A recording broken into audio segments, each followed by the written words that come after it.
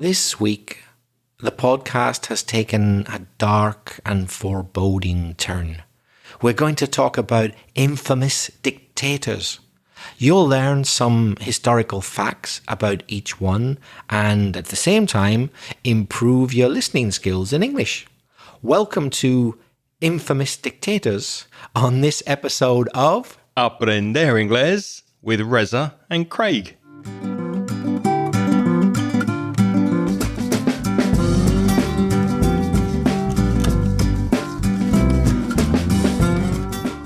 Hi, I'm Reza. And my name's Craig. And with more than 50 years of teaching between us, we'll help you improve your English and take it to the next level. Well, Craig, how are you doing? I'm very well, thank you. How are you? I'm fine, thanks. I'm looking forward to recording this podcast with you as ever. What a great topic. Well, I want to talk about that and ask you a question in a minute, but we just said that we're very well, and I think we should say thank you to everybody who has reached out to us after the devastating floods that hit the Valencia area last week where we both live. We've had lots of emails come in from you guys, lots of comments asking if we're okay. And among those comments, and there are just too many to name and thank you individually, but we did get a voice message from good friend of the show, Walter from Belgium. Hi, Craig and Reza. It's Walter. I am not sure, but I think that you are living in Valencia, and I am deeply concerned because I saw the chaos, unbelievable flooding, and I hope you are doing good and you haven't lost property if you live there. And please let me know about that, because when I saw that, I directly thought of you. And that's it. Take care and have a lovely day. Bye-bye. Thank you, Walter. That's so kind of you to send us that message. And thank you to everyone who's been concerned. We've got messages from all the way from Australia to the USA, and it really makes me think that there's a family listening to this podcast, not just an audience out there. So thank you so much. We're fine, aren't we, Reza? It didn't affect us that much. No, it didn't, Walter. We're trying to sound upbeat. That's optimistic in this podcast because we want you guys to have a good time. But yeah, like you, Walter, I really like your collocation. We are deeply concerned. Yeah, I noticed that. That was lovely. Deeply and concerned go well together. We are deeply concerned about people we know in the area, but we're fine ourselves because we're in this city, and I don't know if listeners are getting this information outside Spain. It's more the province of Valencia that's been affected. Actually, the city is largely unharmed, so we're fine. Thanks very much, Walter, and everybody for getting in touch about that. Yeah. So from upbeat to really dark, and as Reza said in the introduction, foreboding. Foreboding means that there's a fear that something very bad is going to happen. We're speaking about infamous dictators. Now, I've got to ask you, Reza, before we begin, when we spoke about maybe doing this episode, you seemed very enthusiastic, very keen on talking about dictators. Why? What's your fascination? I don't know exactly why, but ever since I can remember, I've been fascinated by dictatorships. I don't like them. I would hate to live in a dictatorship, and there's no dictator that I like or anything like that. It's just, for me, fascinating that such a situation of a dictatorship can occur and for it to go on for years, for people to suffer it. It's a very negative thing, but I just find it fascinating. Do you know what I mean? Yeah, I don't share your fascination, but I understand why it would attract you from a political standpoint. We should perhaps define exactly what a dictator is. A dictator dictates, and I don't mean that he tells you or she tells you to pick up your pen and write down the words that the teacher says. That's dictation of a different kind. But a dictator is somebody who maybe obtains control by power and by force, and then has total control of the country or state. Would you agree with that definition? Yeah, I think that's a good definition of a dictator. Now, we have a small disclaimer because we are going to talk about number of deaths caused by particular specific dictators, and that's a very difficult thing to do because people don't agree, do they? On the internet, we've checked a few websites, and there is quite a wide discrepancy and variety of number of people who have died under dictatorships. I think, is the key collocation there, Craig. Under dictatorship.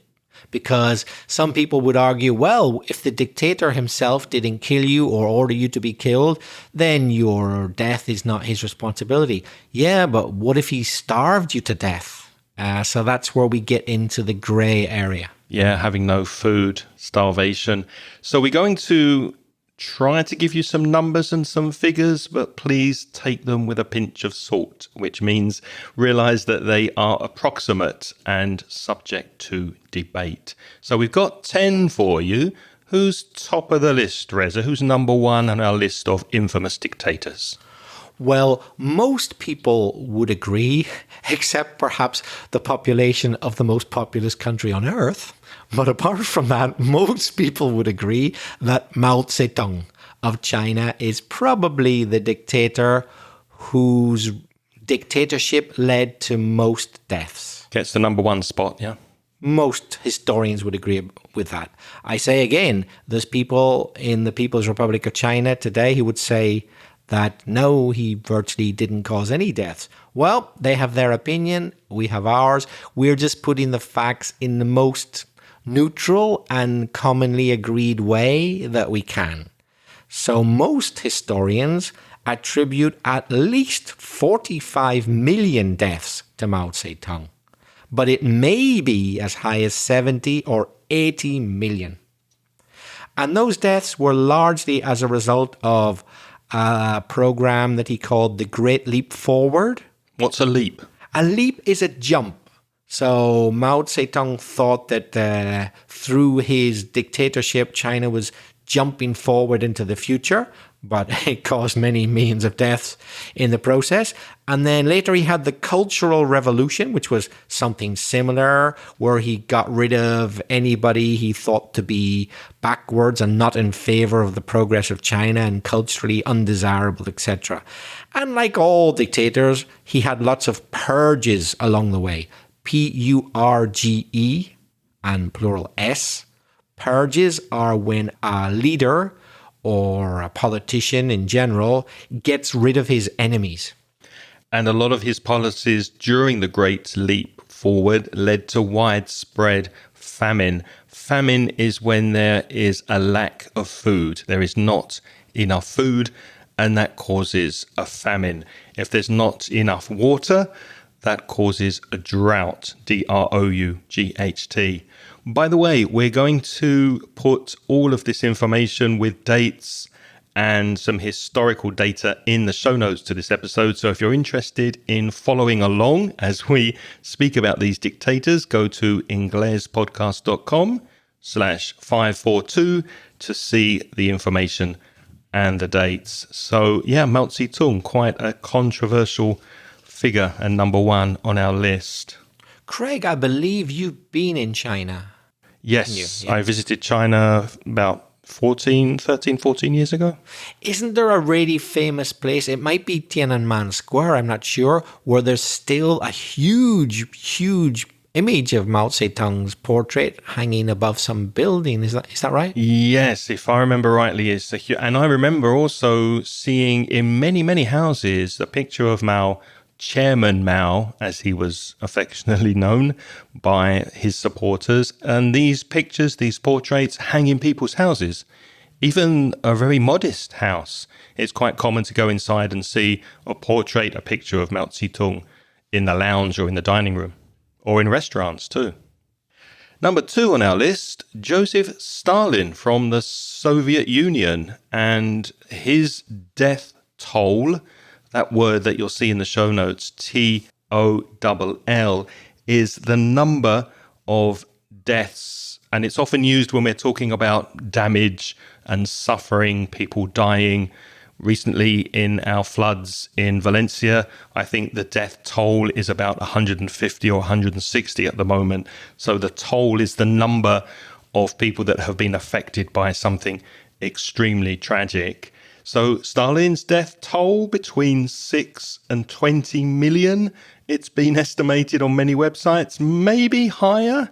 And of course, due to the usual dictator behavior, purges, as Reza mentioned, forced labor, forcing people to work to death, literally, and famine, lack of food.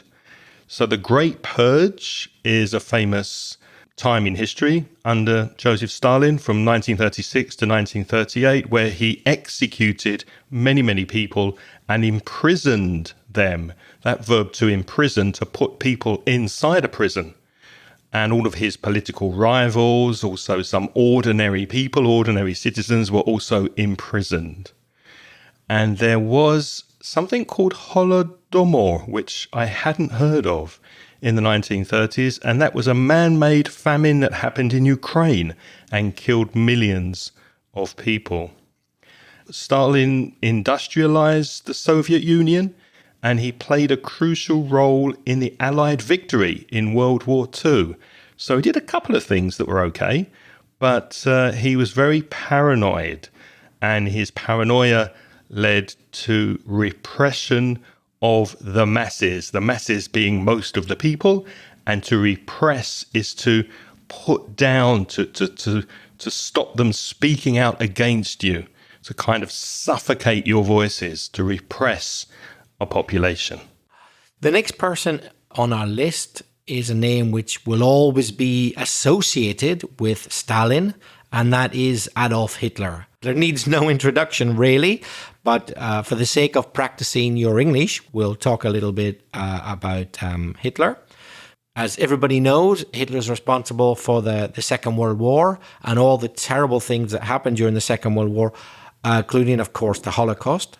So he's responsible for at least about 17 million deaths, more or less directly.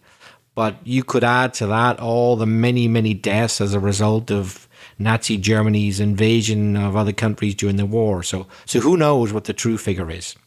Just in case you aren't familiar with some of the vocabulary, the Holocaust we could describe as the systematic extermination, getting rid of something, of approximately 6 million Jews and millions of others, apart from Jews, Romani, traveling people, disabled individuals of all nationalities, political dissidents, and more.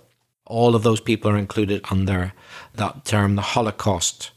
And of course, the World War itself, the Second World War, was the deadliest conflict in human history. In other words, the war itself, not even counting the Holocaust, caused more deaths than any other war.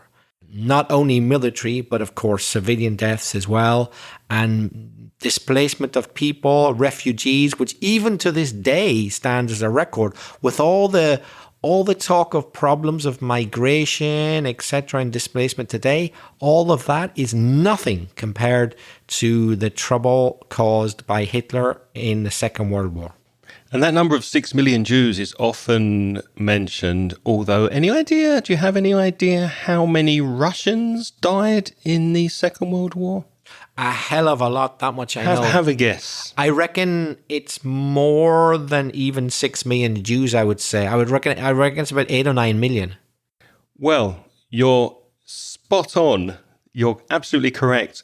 When you talk about the military, 8.7 million soldiers, 19 million citizens, a total of 27 million people died, civilian deaths and military deaths from Russia, in Russia, and because of the Second World War.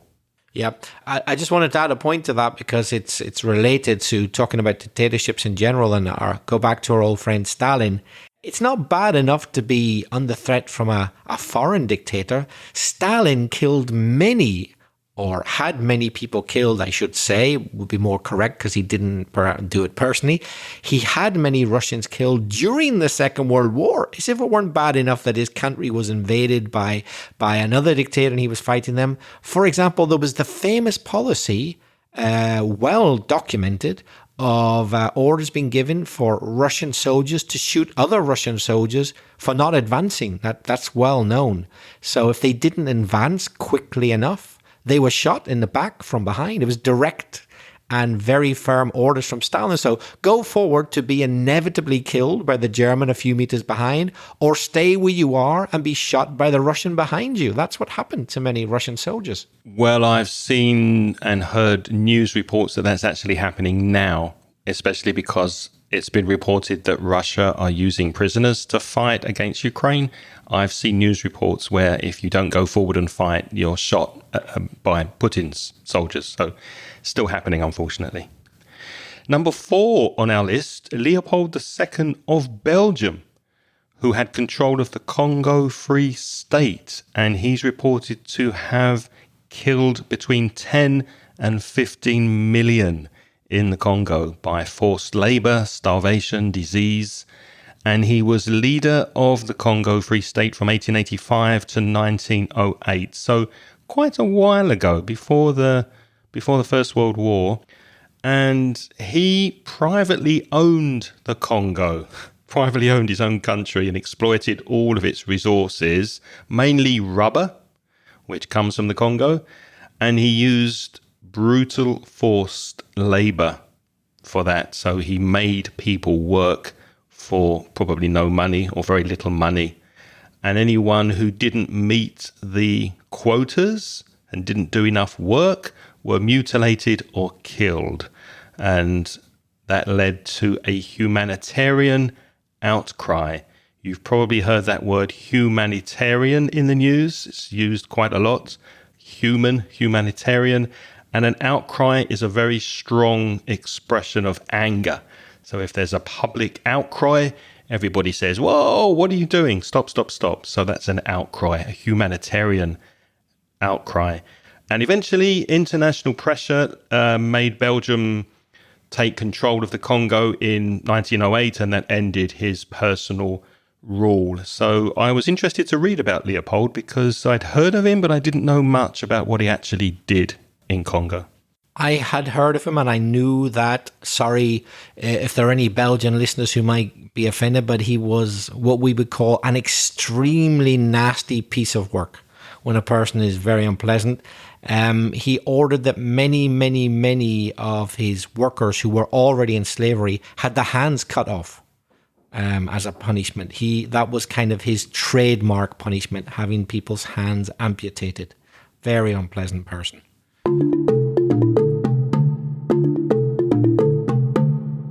Let's take a quick break here because I know you're listening to this podcast because you want to take your English to the next level. But what about your speaking? Are you happy with the way you speak English? Is your fluency improving? Are you happy with your speaking skills? I have a conversation course which focuses on making you a more confident and more fluent English speaker. You'll be with me and a small group of lovely motivated students, and together we meet on Zoom. We have topical discussions. There's a different topic every lesson.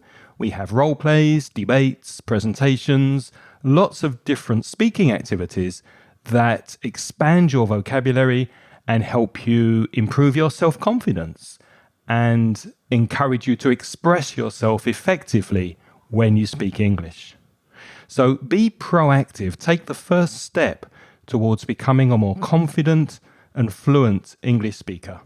Send me an email today for more details. My email address is Craig, Craig, at inglespodcast.com, and I'll send you details of the next online conversation course that's starting very soon. Thanks for listening. Now let's get back to the podcast.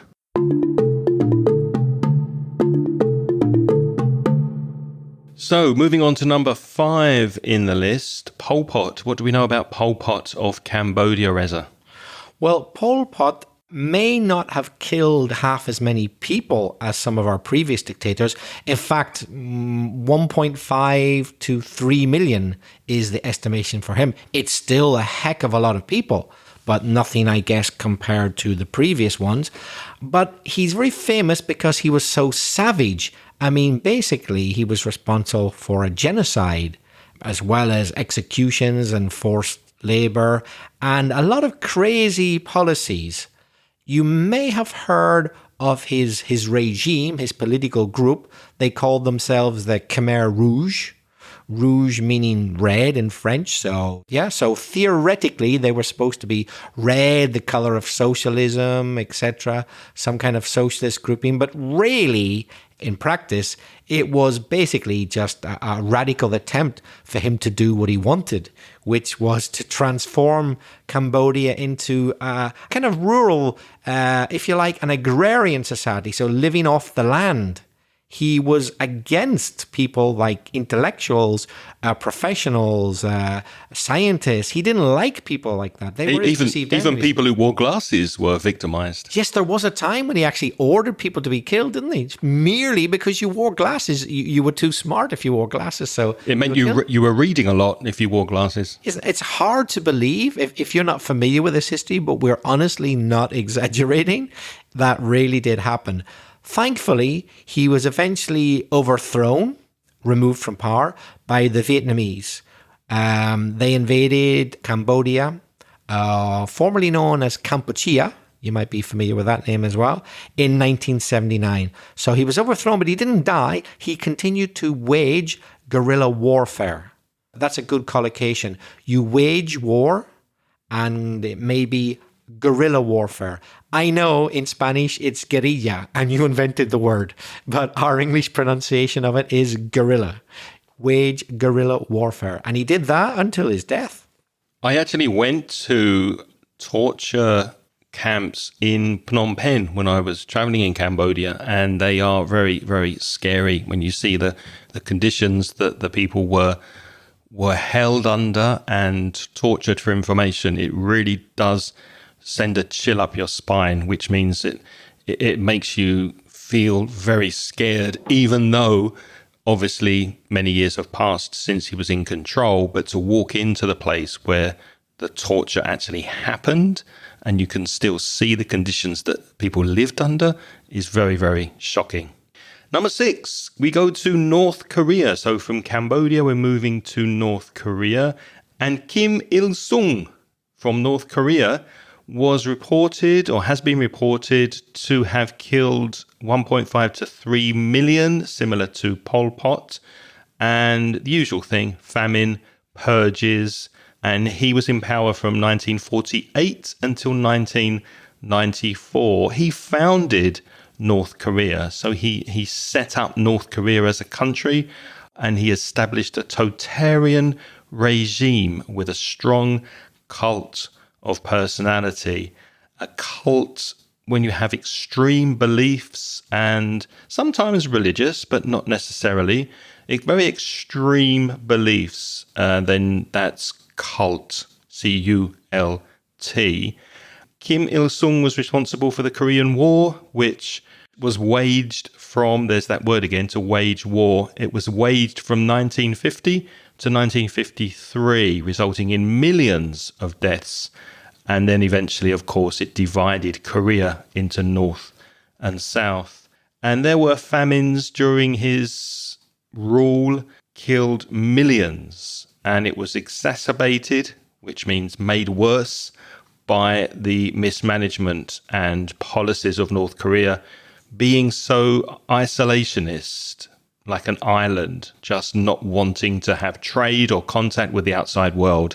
That's an isolationist policy. Yes, North Korea is often said to be the most paranoid country in the world. They're isolated because they just don't trust anybody. They don't want anybody to know anything about them. They don't trust anybody. Well, they seem to be trusting Russia at the moment. They've sent troops there to fight. That's true. Yes, they do have a few allies. Basically a case of two dictatorships joining up because, let's be honest, is Vladimir Putin a totally democratic leader? A lot of people would say that he's basically already a dictator himself. So North Korea are alleged, and there's quite a lot of evidence, to have sent troops to help the Russians. So they're again causing trouble internationally by getting involved in another war. Although you might be naive if you didn't believe that there were not American, British and other nationalities fighting on behalf of Ukraine. So I don't think it's as shocking as it's made out to be in the media. Who's number 7, Reza? Number 7, I'm sure most people, certainly of the age of about 25 and above, have probably heard of Saddam Hussein. Now, he didn't kill that many compared to others, but still 250,000 to 1 million, that's his death toll, is quite a substantial figure. But he was a very erratic and very dangerous character because he, of course, lived in the nuclear age. He's dead now. He died in 2003, I believe. He was the leader of Iraq. And the first trouble he caused internationally was the Iran-Iraq war. So a lot of people are certainly no fans of Iran and the Iranian regime, but Iran and Iraq themselves had a war from 1980 to 1988, and it was a very brutal conflict, and it caused hundreds of thousands of deaths. And I think in the end it led to nowhere. Nothing changed. It was all a complete waste of time. Let's turn everything on its head for a while. What does that mean? So to turn everything on its head means like suddenly seem to say the opposite of what you've been saying, or go from black to white. Obviously, Saddam Hussein was, I used the term before, a nasty piece of work, I said for Leopold. A terrible man. You know, he had genocidal campaigns against his own population. He gassed them, didn't he? He gassed the Kurds. He used chemical weapons when nobody had used them for years because they're internationally banned. He caused the Gulf War from 1990 and 1991 when he invaded a fellow Arab state, Kuwait. And that led to a coalition led by the USA who had to end the war and defend Kuwait. He did all sorts of things. However, he was most definitely a secular leader. He wasn't particularly interested in religion. Now, I know, and it's on film, that in the last year or two of his life, he goes on about how God or Allah will protect Iraq against the terrible Americans and all that. But that was just a strategy. There's no mention of God or religion ever in his career up until then. He was not interested in God at all. He was very secular. My knowledge of this is not very clear, but wasn't he head of the Ba'ath Party, which, and now I don't know if that's which branch of Islam that is, either Sunni or Shia, I'm not sure, but surely he was religious because he was head of the party? No, I don't think so. No, it's like if you're head of the SDLP or Sinn Féin in Northern Ireland, you're going to be a Catholic, but it doesn't mean you're very religious. Yeah. I don't think there's many Protestants in Sinn Féin, but I doubt a lot of them are devout Catholics. They're praying every day. You know what I mean? Good point. Good point. Iraqi politics, like many Arab countries, is very clan-based, and his clan took control, and they were Sunnis in control of a majority Shia country. So that was the first thing. So you got to keep the people in check who are not big fans. But it wasn't really a problem. Really, my understanding is that Saddam didn't bother Shias that much. He didn't like Kurds, but he didn't really bother the Shias that much. As long as they didn't make a big deal about religion, he didn't either. It was only in his final days he used this strategy of invoking God to protect them against the Americans. But he was never interested in the Iranian brand of exporting religion abroad or the Mujahideen and all of that. And he was never interested in that. But now, of course, Iraq is torn apart by religious politics. It was a dictatorship under Saddam, but his right-hand man, the number 2, was a Catholic. It's a very well documented fact. Watch him meeting the Pope. His right-hand man was a Catholic because he didn't care about religion. So I get particularly offended when someone insults my intelligence by saying, oh no, the invasion of Iraq was very important because clearly Saddam Hussein was a nutty religious freak. No, he wasn't. He was an evil dictator, but he was not in the least interested in religion. Let's get that straight about him. And there are many Iraqis who miss the fact that at least his country under dictatorship was secular. Now you can't be secular in Iraq. You're obliged to show your colors, one side or the other. I find that very, very sad. So we got rid of a dictator, but now we've got an ultra-religious country where there's infighting, which will never end. You know what I mean? Yeah, it's a shame that sometimes happens when you interfere in a country's politics. Moving on to our next dictator, and that is Idi Amin. Idi Amin Dada, I think he was called, wasn't he? In Uganda, in Africa, who is reported to have killed between 100,000 and 500,000 people. Political killings, ethnic cleansing. Ethnic cleansing is when you kill people because you want to purify the race or the population in a similar way that Hitler did. And Idi Amin did a similar thing in Uganda from 1971 to 1979. Again, purging ethnic groups, that word again, to purge, and eliminating his political opponents and anyone who seemed to be threatening him. To threaten someone's power is to put your power in danger. Oh no, I'm going to lose control. Then they are perceived threats. They are threats that you think might remove you from power. He actually expelled 80,000 Asian people in 1972, and that caused an economic collapse and total mismanagement to manage something badly. So his control was marked by that, or it was affected by economic mismanagement, human rights abuses, and erratic behavior. He was very unpredictable. If behavior is erratic, it's not regular, it's not expected. Eventually, in 1979, he was overthrown, which means he was pushed out of power by some Ugandan people who were living outside the country, and they were backed or supported by Tanzanian forces, the army from Tanzania. And he was pushed out of the country, he was exiled, and he lived in exile, we say. He lived in exile until he died in 2003. And good riddance, he's not missed. There are a lot of colourful stories about Idi Amin, but our next dictator probably would get the prize for... Takes the biscuit. He takes the biscuit, yeah. Gets the prize. For the most colourful stories, many of which we know are true, but some might be made up, but certainly he has the most stories surrounding him.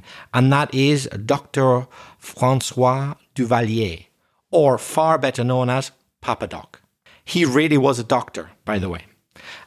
So Papa Doc was the dictator of Haiti, and he shares another thing in common with Idi Amin. Very often in countries which gained their independence not long ago, people thought, oh great, we've got rid of this terrible colonial power. Now everything will be lovely and fantastic. We'll rule ourselves. And it turns out they get a dictator like Idi Amin or Papa Doc far, far worse than the colonial powers, in fact. So Papa Doc certainly killed between 30 and 50,000 people. Doesn't sound like a lot, but it is a lot for a population of only 4 million at the time. Through the usual causes, executions, purges, and in his case, starvation, because he wrecked the economy. He was the leader from 1957 to 1971, and then later his son took over. This is great. His son was called Baby Doc. He was the next dictator. Wait a second. It sounds like a list of cartoon characters. Papa Doc, Baby Doc. Was there a Mama Doc and a Granny Doc and a Doggy Doc? I mean, what's up, Doc, with these docs? I know, but believe me, they were not at all comical. I mean, Papa Doc was known for extremely brutal killings, and most of them were of opponents who were imaginary. People who didn't even have anything against him. He just thought they did because he was so paranoid. And he was a huge perpetrator of torture. I mean, it was almost like a hobby for him, bloody torture. And he destroyed the economy. Politically, he didn't have many ideas except one. He was vehemently anti-communist. He really did not like communists. If anything, his ideology was voodoo. You've heard me right. Voodoo. That strange mystic religion basically became the ideology of Haiti under Papa Doc. And people believed, they genuinely believed, a lot of people, not all the population, but some really thought that he had special voodoo powers. And he really played that up. That means he exaggerated it because it frightened people and he was able to control them. So he did things like display decapitated heads from the palace where he lived. And he personally participated in torture. That means he himself, cut people, shot people, broke their arms and legs with his own hands. So he wasn't afraid to roll up his sleeves and get involved. He invented an organization called the Tonton Macoute, which translates as the bogeymen. The bogeymen, that's ghosts, yeah, apparitions, etc. And that is because they scared the living daylights out of the population of Haiti. They were basically a paramilitary group, but sanctioned by the state. And they could kidnap, rape, torture, kill anybody they wanted on behalf of Papa Doc. So he was truly a bit crazy. Can you imagine? A dictatorship based on voodoo, but it really existed. Interesting, fascinating. And last but by no means least, or the worst dictator on our list, number 10, Muammar Gaddafi from Libya. We don't really know, we can't put a figure or a number on the people he actually killed or who died during his regime, because it was very, very secretive and done behind closed doors, we could say. But certainly it goes into the thousands and the tens of thousands. He was the leader of the Socialist People's Libyan Arab Jamahiriya from 1969 to 2011. He was actually the son of a farmer, a Bedouin farmer, a Bedouin tribe that moves around the desert from place to place. He was born in a tent, but he did go to a military academy and he overthrew the king of Libya in a military coup. To overthrow is to take power by force, and that's also the meaning of a coup or coup d'etat, which comes from French, a state coup. Illegal, it's when you take power illegally, and very often, although not always, but very often a violent takeover of a government, especially by the army. And though he was an absolute total autocrat taking control of the country, he also assisted terrorists worldwide and gave money, support and arms to other terrorist organizations. And he made a name for himself in fame, not a very nice name, but he was notorious, let's say, for being eccentric, a bit like Papa Doc and Idi Amin. He had very erratic behavior. There's that word again, erratic, not stable, unstable. For example, he had a bodyguard group, people protecting him, that were all female virgins and skilled in fighting and self-defense. So he surrounded himself by virgins who would probably kill you if you got too close to Gaddafi. He also made people raise chickens. That was a state-imposed law that you had to have chickens. And another thing that he did was a state-imposed interest rate of 0% if you took out a bank loan. So if you borrowed money from the bank, it was basically free money. You didn't have to pay any interest on it. Very strange man. I imagine the head of Grupo Santander wasn't a friend of his. I'd say not. No, probably not a friend of the bankers, but because he controlled the banks, then he made the laws. Eventually, there was a revolt against him, a revolution, and he was hunted down like an animal and killed during a civil war in Libya, which took place in 2011.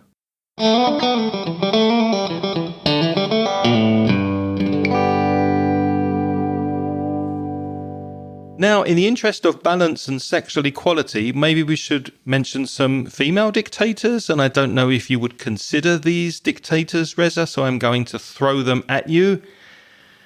Cleopatra of Egypt. Oh, I don't know much about her, except, like most people, her famed beauty and how she beguiled Mark Antony, was it? Yeah. But yeah, she was the leader of Egypt at the time. Elizabeth I. Ooh, the one who whipped the ass of the Spanish Armada, no less. Mm-hmm. Dictator? Yes or no? We'll see. I guess all kings and queens were dictators then, in a way. Catherine the Great of Russia? Oh, right. Yeah, she was a tough woman. Yeah. What about Indira Gandhi of India? Because she was elected democratically, but then she kind of took control of the country at some point, didn't she?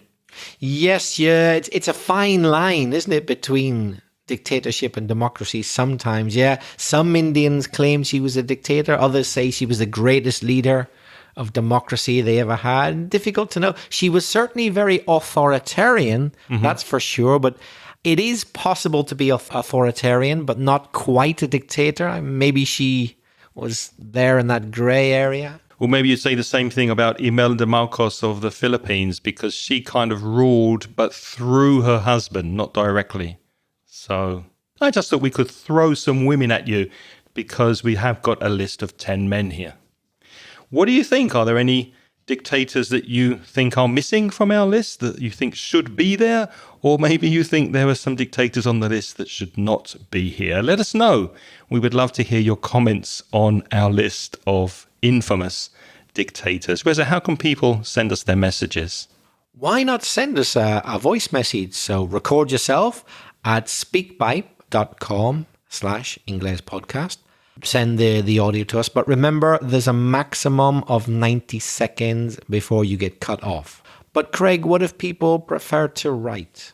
Yes, you can send your emails to me. I'm Craig, Craig, at inglespodcast.com. And that's also if you're interested in joining one of my conversation courses to improve your speaking. If you would like to write to Reza, send your emails to Belfast Reza, that's Belfast the city, and REZA for Reza, at gmail.com. If you're a Spanish speaker and you want to improve your English with both free and paid resources, why not visit the Mansión Inglés website at mansioningles.com. And for specifically paid products, you can look at the store online, which is at store, that's store.mansioningles.net. And before we go out the door today and say goodbye, we want to say a huge thank you to all of our lovely Patreon supporters. These are people who support us via the Patreon program. And by doing that, you get instant access to the transcriptions of this podcast so that you can see every word that we've said here about dictators, and also some live Zoom chats so that you can practice your speaking. We had our first one this month in October, and it was lovely to speak to Nacho, Concha, Anna, and Denise, who jumped on Zoom with me, and we had a lovely informal chat about the royal family, strangely enough. So if you would like to join us, go to patreon.com/Ingles podcast. There are more details there. Reza, who are we thanking who have recently joined? Our most recent sponsors are Victoria González, Jose A. García, Alicia Criado, Volmir Chiapete, or maybe Chiapete, sorry for the pronunciation, Jose Ortiz, and Gisela. A big thank you to those new supporters and all our supporters. Yes, thank you so much. Now, next week we will be back with another episode, and we're going to talk about boats and sailing vocabulary. So if you want to take a trip on the sea with us, join us next week. Thank you for listening to this week's episode. Until next time, it's goodbye from me. And it's bye-bye from me. If you enjoyed this podcast, don't forget to mention it to a friend so that more people can listen. And the music this week is by Pitts. The track is called See You Later.